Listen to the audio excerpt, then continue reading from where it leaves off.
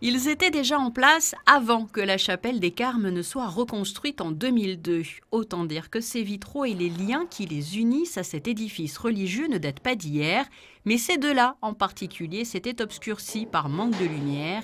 Les nouvelles technologies ont permis de les ramener à la vie en quelque sorte. On s'est penché sur cette problématique et on a fait quelques essais.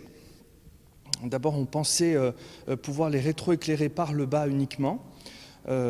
Mais ça n'a pas été concluant. Donc on est allé un petit peu plus loin dans la recherche. On a fait un projet d'un caisson qui allait pouvoir emmagasiner la lumière et avec un concurrent qui est quand même important, qui est le soleil, avec une température de couleur qui varie en fonction des moments de la journée et une intensité très importante. Donc il a fallu faire un compromis et que nous avons réussi. L'intervention de la société Vertex, qui propose des solutions sur mesure, s'inscrit ainsi dans le chantier global de la rénovation de la chapelle mené par la Société monégasque d'électronique.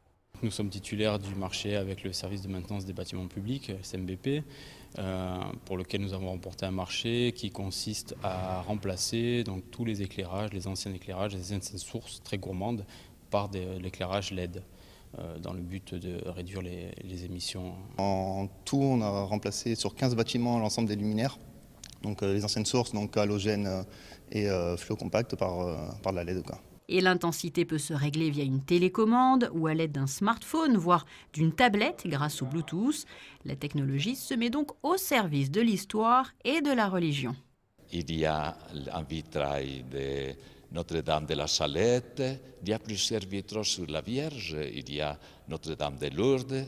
Alors la Salette, c'était une apparition de la Vierge en France qui avait précédé Lourdes. Mais il y avait un autre lieu de pèlerinage plus proche de Monaco qui touchait beaucoup plus Monaco et toute la région du comté de Nice.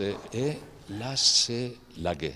À l'occasion des fêtes de fin d'année, ne manquez pas, après la redécouverte de ces deux vitraux, de voir la crèche mise en place pour la Nativité.